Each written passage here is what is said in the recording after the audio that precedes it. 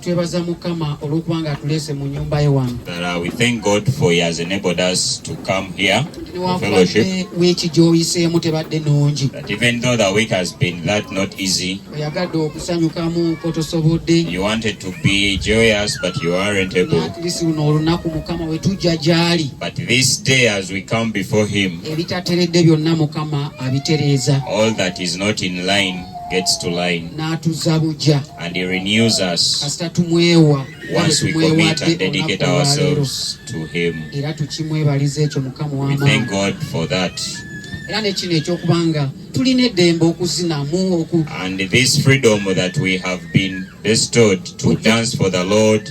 Mujjukira bulungi Mukama agamba mujje gye ndi muntendereze na byonna byonna. The Lord says that come to me, worship me and praise me. Bino ebirwadde eby'abaana abatagenda kuzina ababeera obubeeza. Those illnesses that are for those that are unable to dance. Nebaza Mukama yabimanya ffe bwe tukola kyayagala. Thank God that He knows them, that once we do what He wants, you will not require to go to the gym. At least buli Sunday ozinamu mu binegu exercising. That every Sunday you come and dance for the Lord. Mukama abawe omukisa. Amen. Era nga oli eyo ozze wano olunaku olwaleero. And if you're there and you came here today, oba oli awo n'embeera gy'oyitamu, and maybe you are going through a situation, owulira nga ebyayita byo when you're past, byonna bye wayitamu oba byali birungi oba byali bibi, whatsoever, either good or bad, ng'owulira bikusibye, it's tied you up. Buli lw'oyagala olinnya ekigere mu maaso ogende, every time you want to go forward, nga okulemesebwa ko wali oyiseemu your past pulls you back. Era buli lwe kukusiba, and every time it pulls you back, tolina gy'ogenda, you don't proceed. Obeera awo nga okoozimbye. You're in the same place. Era nga mu bwongo obwo mu ndowoozayo, in your mind, ebyedda birina kutunuulibwako okuwa entandika empya. Your past should be looked on to give you a new beginning. Wabula si kusiba obutagenda mu maaso. Not to tie on you so that you don't proceed forward. Ndowooza abaana ba Katonda bangi. So I believe many children of God beesanga mu mbeera eyo, find themselves in such a situation ng'ayagala okulinnya okugulu ogenda maaso, when they want to go forward, naye nga ebyayita bimuziyiza. while their past is pulling them back. Ne ngamba tugende eri Katonda atubuulire. So let's go to God and He speaks to us. Tugende mu Isaaya. Let's go and read Isaiah. Isaiah 43:18 19. Isaiah 43 from 18 to 19. Which bringeth forth the chariot and horse, the army and the power, they shall lie down together, they shall not rise. They are extinct, they are quenched as tow. Verse 18. Remember ye not the former things, neither consider the things of old. 18:19 otandikidde 17 tewali buzibu. Verse 19. 19. Verse 19. Behold, I will do a new thing, now it shall spring forth. Shall ye not know it? I will even make a way in the wilderness, and the rivers in the desert. Oluganda jukiranga ebyasooka okubaawo, so temulowoozanga ebigambo ebyedda. Laba ndikola ekigambo ekijja, kakano kirabika temujjukira, temulikimanya. Ndikuba oluguudo ne mu lukoola, nendeeta emigga mu ddungu. Amiina. Mukama akuwa omukisa. Amen. Mukama yebazibwe. Praise God. Tutandise tugamba nti ebiseera ebisinga tusibiddwa mu kifo. We started by saying that most of our times we are tied in one place. Kubanga twesiba ku bintu ebyayita, ebintu ebyedda. Because we get stuck on our past. Era ebintu ebyayita ebisinga bye tujjukira. And most of our past that we remember, byagaana byatulemesa okugenda mu maaso. They failed us from going forward.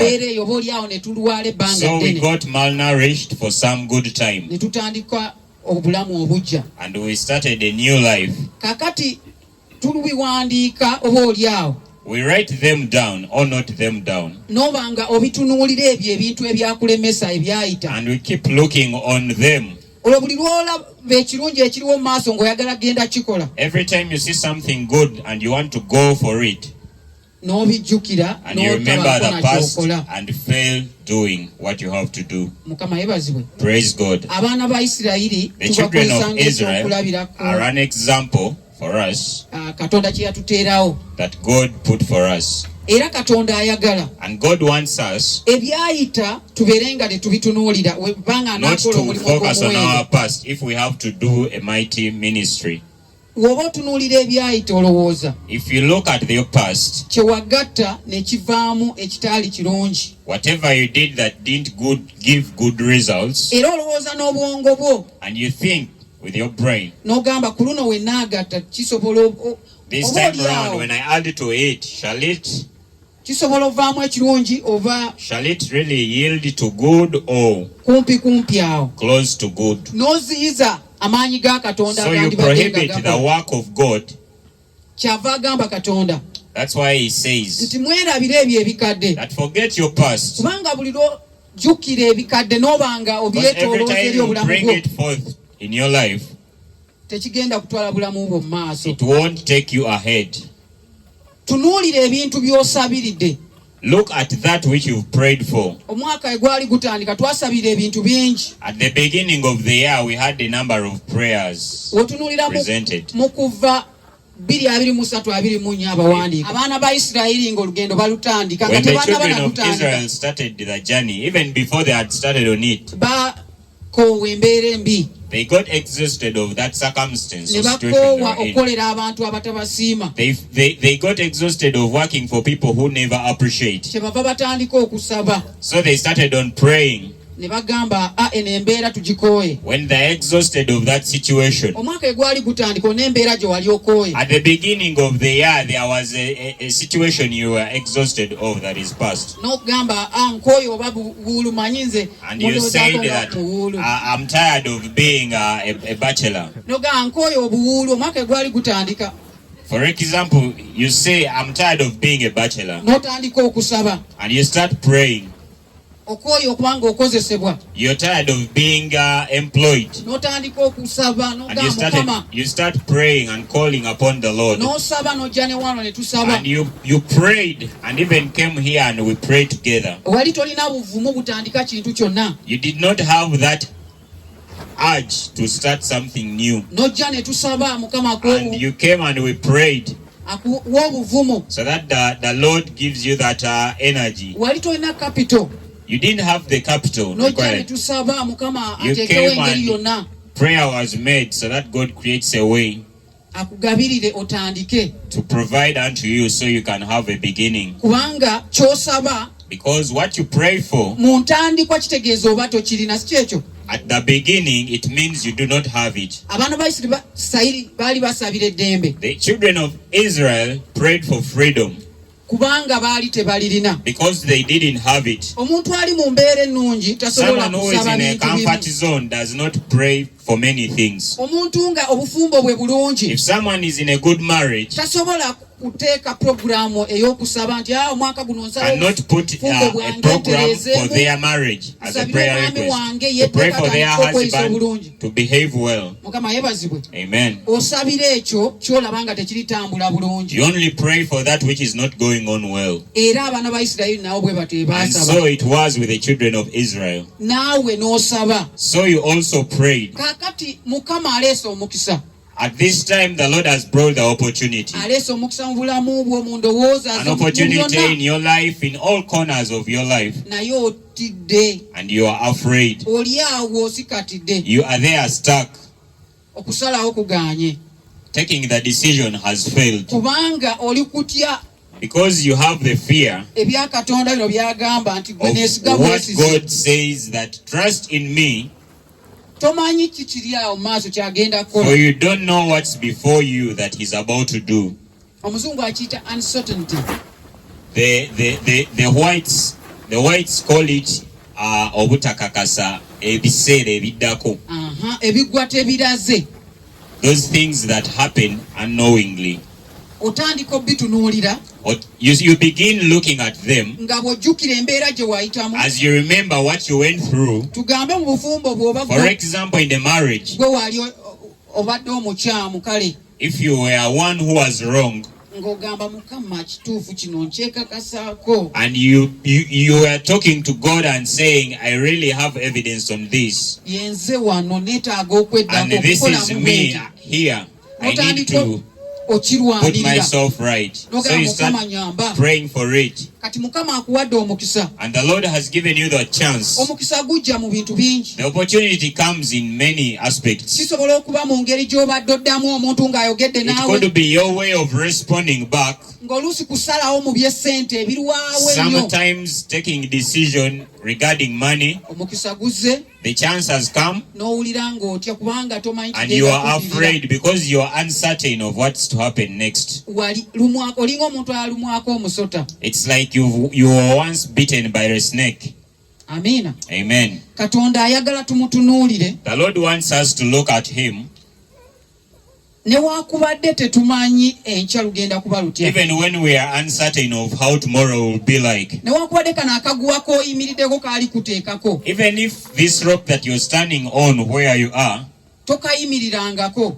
you've never stood there. Ogenda kuwulira buwulizi kyakugamba okikole. You're going to listen to what He commands you and you will do it. Mukama yeebazibwe. Praise God. We tubanga abagenda okuwalampa ensozi kati nga If we lwenzooli. are going to climb the mountain, for example, Mountain Rwenzori, Balina bye baateebereza ebirina okukolebwa nga bawalampa olusozi. there are those precautions that were placed that have to be met Era nga before you bwe mugenda go okuwalampa climbing. basooka bibayisaamu. And if you're going to climb the mountain, they will take you through them. Naye waliyo embeera ebagwako eyo nga But there are tebagisomangako.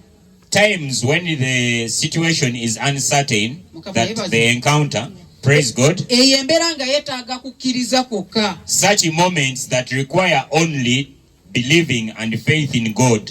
Emyezi 6 giyiseewo ndowooza tuli halfway. 6 months have gone or passed and we are halfway. Ekiruubirirwa kyo kye wali oyagala otandika wakitandika. Have you already started on your target that you had set as a prayer request? Oba mulimu ebyajjamu ne biziyiza. Are there other circumstances that got you off from it? Oba wayagala okitandika nga obuwanvu bw'oliko oli tugaye mu fuuti 5. Or you wanted to start on it when you are about 5 feet long? Naye waliyo ebibaddewo ne bikukonya ne bikuza mu fuuti But 3.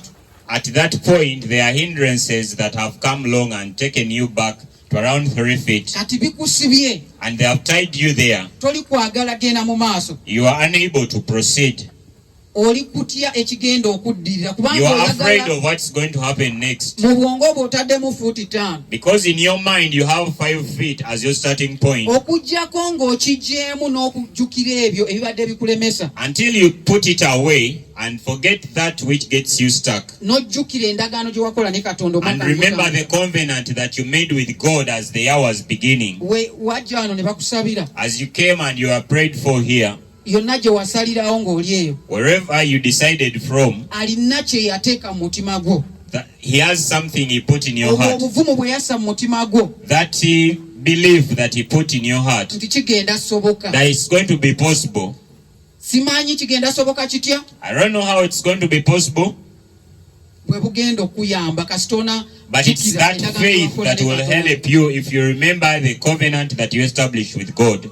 Mukama ayagala okuyamba God wants to help you, okuwanirira mu mikono gye, to uphold you in His hands, naye tayagala otye. but He doesn't require you to be afraid.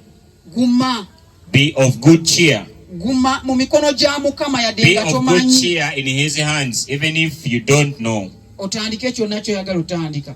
so that you are able to start on what you want to start on. Oyagala kujja mu kwaya Derek You wanted to join the choir, as Brother Derek was trying to emphasize, era naye wakiwulira omwaka nga and gutandika. you really felt it at the beginning of the year. Naye olwabino bye tubadde tuyitamu But because of the waves we are undergoing, n'ojjukiramuko n'ebirala nga and you added to it other past things, kati ebyo bikukutte. they have got you stuck now. Naye nga jjukira abagaana okukkiriza ebyo bakwata. But remember, those that refuse to be held stuck, baligenda mu maaso, They are proceeding forth. They are coming and worshiping, praising. bagenda bakolera ne business we wali olooso tandika They okukolera. also started on businesses where you ever dreamt of. Mukama to start. yeebazibwe. Praise God. Waliyo ayalinga walowoozaako kukolera awantu business naye Is there any of you who has ever felt doing a business somewhere? n'obaamuuko ebikuziyiza ogenda olaba And at some ng'omuntu point you atandise are okukolerawo hindered. wennyini. And then you realize there is someone doing exactly what you wanted in the Awo time wennyini before you started. mulimuuko muno. Is there anyone amongst us? Eh? Yes, there is. Gye muli njagala maanya bameka. He wants to know how many. Aha. Omu, babiri, basatu, Bana, bataano. baweerera ddala. Mukama yeebazibwe bana. Amen. Bangi. There are many. Lwaki? Why? Obusobozi. The ability, the fear Aha. Okutya. Ate gwe could mami be the capital. ki ekyakulemesa? The capital. Capital.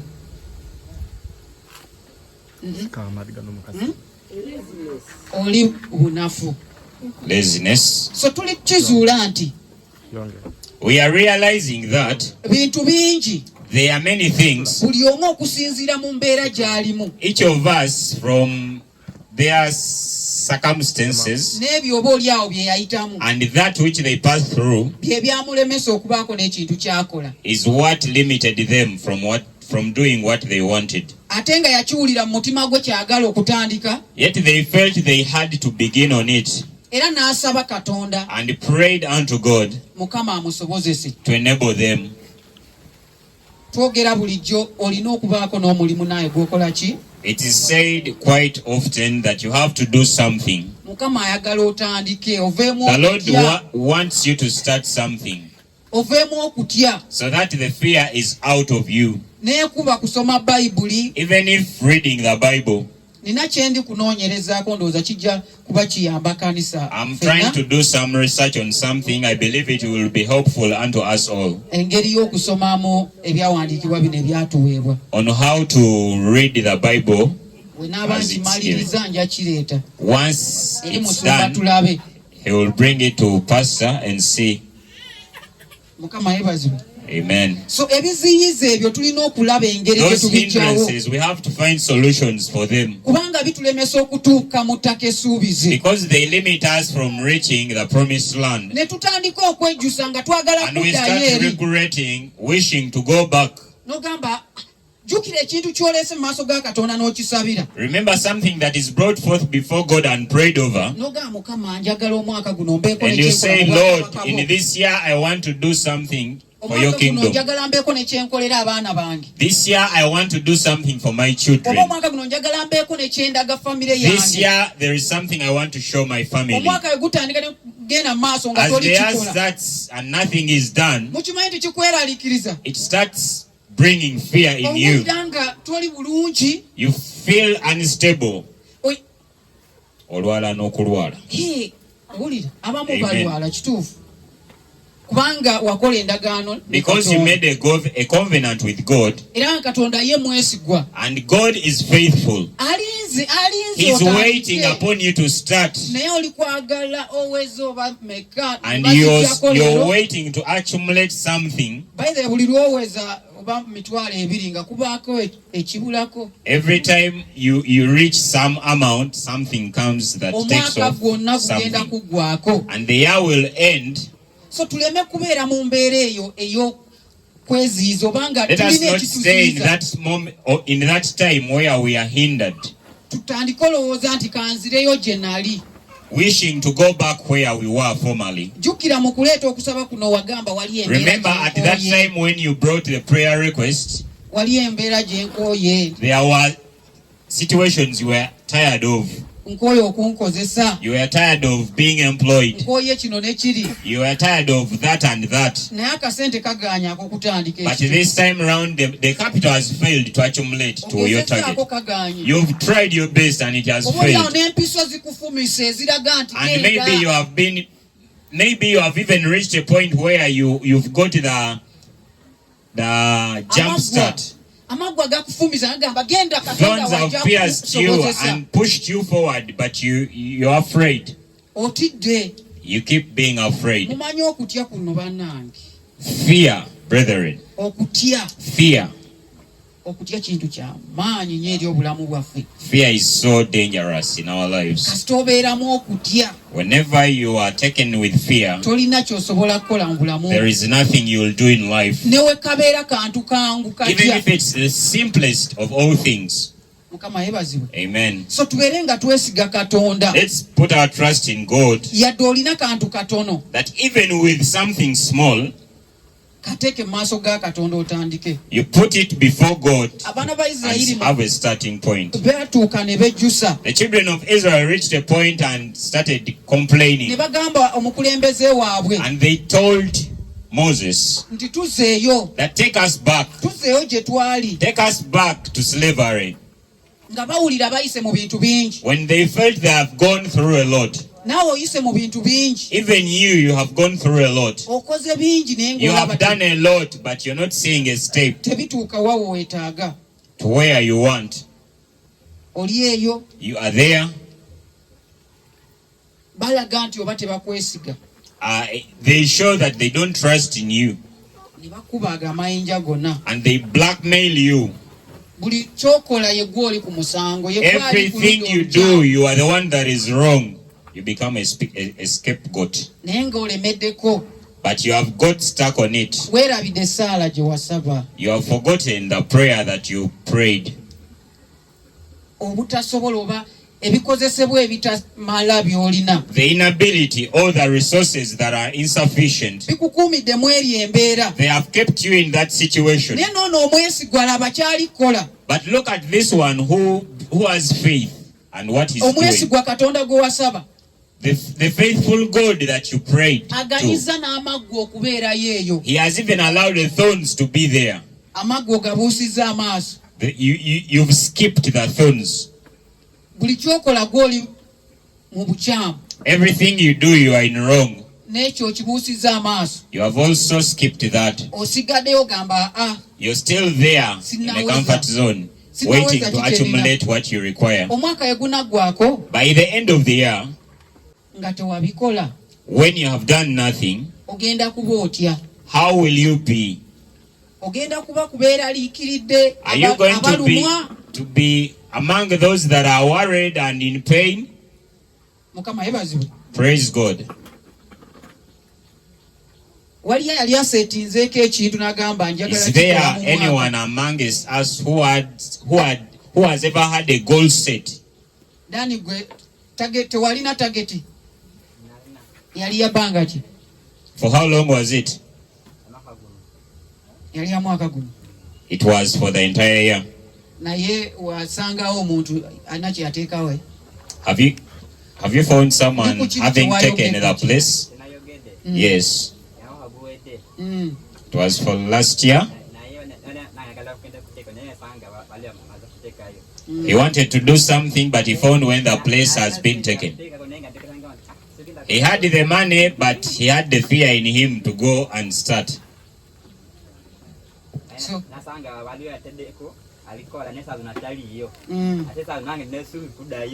So he found when someone had already started, and at the moment he's not there, but he has the hope abamu to go balina and proceed. emikisa banna yasobola n'okuddayo n'ateekawo. Others have that chance, Naye waliyo omwaka we guyitako nga tokikoze ne but there is kigamba. a time when the year goes by and nothing is done. Kikubalirwako okiwulira nga It really hurts you, it pains. ng'omusajja goals ezigaanye. As a man, you feel like your targets have failed. Era naawe ali wano Even you that is here, mu ndowooza ye ey'obwongo ebimu ku in your bikuyamba mind, okubeera ng'oli wamu one of the things that enable you to be intact, kwe kusobola okukola ekintu kye waseetinga. to be able to meet your goal that is set. Mukama yeebazibwe. Praise God. Era Katonda ky'ayagala. And that's what God loves. Katonda ayagala tubeere nga tugenda mu maaso n'eyo bye God twagala wishes okukola. us to be going forward with what we have as set goals. Ekigambo kya leero kibadde kyo Oluganda yasitwesinze nnyo. In the morning message was highly stressed by the brethren. oyagala okukola ekintu naye nga You wish to do something, but you're filled with fear. ng'olowooza sineeteekateeka kimala. You feel like you're not ready yet. tolyeteekateeka kimala. You will never be ready. weewe katonda ye Just dedicate yourself to God. It's God that can prepare you ekimala. enough. Era n'agamba nti okukola ennyo si kwe kukola ki. And he emphasized that working hard or hard working is not the one that enables you to live a certain life you're living today. Okujjako nga okola ennyo naye nga otunuulidde katonda nga Unless you're hard working and have set your goals unto God to bless you. Mukama yeebazibwe. Praise God. Era abantu bangi tebaagala kugabanako mikisa n'abalala olw'ebintu ng'ebyo. Very many people don't want to share their blessings with others because of such things. Kulw'ebyayita. Because of their past. We wagaba wamaliriza nga ekirooto kyo tekituukiridde. When you gave out something, your target never came to pass. Naye nga jjukira. But remember, embeera yo gye walimu wali weesize katonda. Your situation at that moment, did you put your trust in God? Katonda mu Zabbuli 34 akanyiri ak'ekumi agamba. In Psalms 34, God says, empologoma the lion yesinga okuba ey'amaanyi muki is the king mu kibira, si kyekyo? in the forest. Era ekola ebintu ebitiisa. And it does wonders in the forest. N'ebisolo eby'amaanyi we bigiraba bitandika okukankana, si kyekyo? Even the strong animals, when they see it, they get afraid. Lwetalidde eba yeesazeewo. The day it does not feed, it chooses to do so. Si kyekyo? Ebiseera ebisinga naye katonda agamba mbu n'obwana bwayo. But God says that even the cubs butuuka ne butakola ki? Ne butalya. reach a point and don't feed. Ate olwo gwe ayeesize katonda. How about you who has put your trust in God? Gwe yatondebwa mu kifaananyi kya katonda. You who was created out of his ebyo own byonna image. obifuge. You who has authority over all of So those. buli lw'oyimirira mu katonda So n'obikola every byonna time you byonna mu stand in katonda, God and do all in him, katonda tagenda kulekerera. God will not leave you alone. Era embeera gy'ogenda okubaamu yonna And all the situation you'll be in egenda kuba ekuyamba okugenda mu maaso ku shall be kirungi. aiding you to meet your target. Owulira nti oba wooli si watuufu, When you're feeling you are in a wrong place, goberera bugoberezi katonda mu just ebitaka. follow God. Abaana ba Isirayiri ojjukira If you remember the children of Israel, we baali nga tebalina mmere, when they had no food, katonda n'abawanga emmere. and God fed them. Bwe baamalanga okulya After they got fed, tebaamanya endala egenda kuvaawa. they never knew where the other food would come from. So kiva mu kwesiga katonda. So it comes out of the trust you put in God. Buli weesiga katonda agenda kubanga Every time you aleeta trust in emirembe. God, God will bring peace. Ajja kukulembera mu kibira ekyo ky'olaba God will lead you through that forest ekizibu ennyo. that you see as very difficult. Era beera nga weetunuulira mu bulamu bwo So look at yourself nga in this bw'oli life, leero. the way you are today. Ki ky'osobola okukola? What are you capable of? Ki ky'osobola okukolera katonda? What are you capable of doing for God? Era tandika. And you start on it. Mukama mweteefuteefu. God is ready Kubanga tayagala obeeraawo stuck mu because He does not masaŋŋanzira wish you stuck at a junction ng'otunuulira ebyo ebyayita to be looking at your past ebyakulemesa mu bulamu bwo. that failed you in your life. Nga bwe tugambye nti toliyeteekateeka kimala. As we said earlier, you'll never be ready. Era ne we tuba wano oluusi nga tulina homeseo gye tugenda. Even if we are here and have a home sale that we shall be going Waliwo to attend, abataliyeteekateeka. there are Kikola those ki? that shall never be ready. Wabula tubasindika busindisi. But we have to get them pushed. Kata abasindika mu Brother Kato pushes them, ne Mama Junior bagamba and Mama tudde Junior tubasindike. encourages them. Let's go, let's Nga go. tebajja kuzambalira omwo. The shoes shall be worn on the way. Ne mu bulamu bwaffe ebiseera ebimu twetaaga Even in our okukola ekyo. everyday life, there is a point when that has to be done. Ng'olaba biganye, simbuka busimbusi. When things have failed, just go. Simbuka otandike Just okuweereza proceed Katonda. and minister unto God. Tambula otandike okukola kyonna ky'ogenda Start okukola. your journey. Jjukira Mukama ali wamu naawe era Remember, God is wakimukwasa. with you, for you dedicated it to Him. Eyo saala gye wasaba omwaka That gwe prayer gutandika, eri wamu that you naawe. presented unto Him at the beginning of the year. Olwo omwaka gwe gunaaba guggwako And ffenna as tujja the kujaguliza wamu. year will be ending, we shall celebrate together. tujja kuba wano nga tusala keeki nga We naye shall be mwoli. here enjoying cake Tetwagala obeere with mabegeeyo you. ng'onakuwadde. You don't have to be there behind and sad. Mukama yeebazibwe. Praise God. Osobola okugezaako kale no. You can come here and try to jump a bit, naye kiri kye twogerako eky'omunda ekyo ekitulugunya but ng'ozzeeyo ewaka. inside you, deep, you will be hurt. Ekyo at your ky'oba back. olemesa. So that is what you have to prevent. Era bw'oba omaze okusalawo olunaku olwaleero Once you're done deciding today, tekinnafuuka kikeerezi mama it's Joni. not too late, brethren. Jangu tuyimbe. You come and we sing in the choir. Jangu mu Bible study. Tekinnafuuka Come for the kikeerezi. Bible study. It's not Myezi too late. mukaaga egibulayo. 6 more months. Mukama yeeteeseteese okuba ng'agenda kutuluŋŋamya. God is ready to lead us. Era nga w'abaana ba Isirayiri As he did it for the children of Israel when he fed them on manna, we baamwesiga when they trusted him, buli lunaku neebanga bagenda that kulya. on a daily basis they ate. Mukama yeebazibwe. Praise God. Nsaba Mukama abawe omukisa I beseech God to bless you, era tugenda kusaba essaala and we are going to pray a prayer obeere nga okutya okukulimu kwonna so that the fear that is within you, okukulemesa okubaako ne the fear that kyotandika, hinders you to start on something, okukulemesa nga osisinkanya abantu that mu kkubo hinders you when you meet people by the road, ne bagamba awo wali oyagala oteeka as baataddewo they say there where you wanted to put, it's already taken. ne kukozimbya obwongo bwo n'olowooza ku wantu wamu And awo you become stuck within your mind of only that one place. ne weerabira nti ensi yonna ya Katonda, And you forget that the entire world is God's. nti wali we mbadde njagala okukolera ku Nile Hotel When you insist that there at Nile Hotel is where I wanted to work from, oba wali ku Mada Hotel, or at mother hotels, naye byagaanye nataddeyo but it all bagaanye. failed. I put my application, but it failed. Kati gwe n'ogwamu n'obeera So you lose heart. omwezi ogusooka ne guyita, 1 month goes by, ogwokubiri the second follows. okyali awo You're there stuck. yeesokola. Tugenda saba Mukama abeere nga We are going to pray unto God.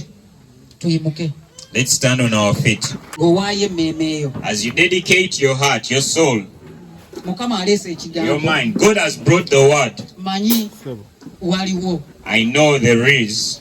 takikolangako, It has never been done. taleetanga kigambo nga tekirina kigendererwa. He has never brought a word without a purpose. Ayagala okukyusa tuzze ku ddaala He eddala, wants tuzze to mu change us masalanzira. from one level to another so that we live with the junction. Amiina. Amen. Wenzikakkana wansi w'omukono gw'ompanirire ompamaanyi. Wenzikakkana wansi w'omukono gw'ompanirire ompamaanyi. Wenzikakkana wansi w'omukono gw'ompanirire ompamaanyi. Wenzikakkana wansi w'omukono gw'ompanirire ompamaanyi. Ompamaanyi, ompamaanyi, ompamaanyi, ompamaanyi,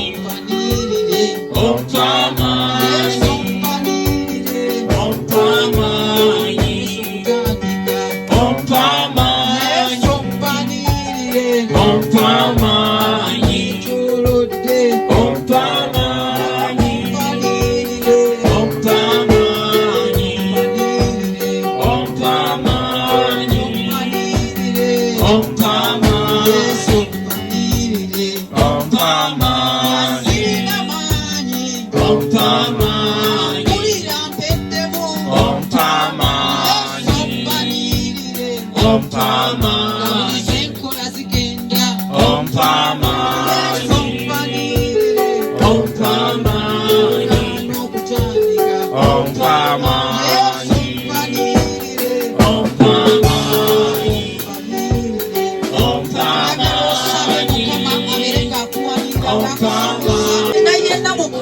omwana we awulira ekigambo kino, Mukama musobozese, muteekemu amaanyi afune bigi ave wano emyezi 6 egibulayo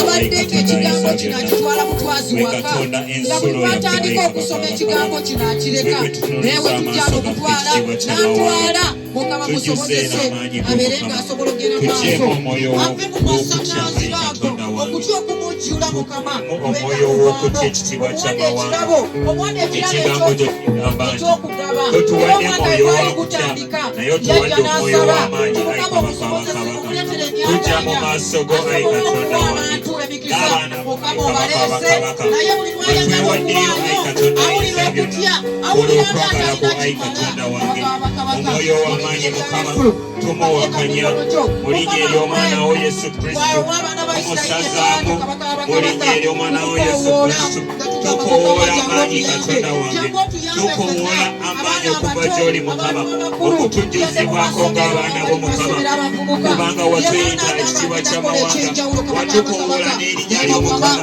n'otwawula ku balala bonna ab'ensi n'otukoola mu kifo kino ayi ekitiibwa ky'amawanga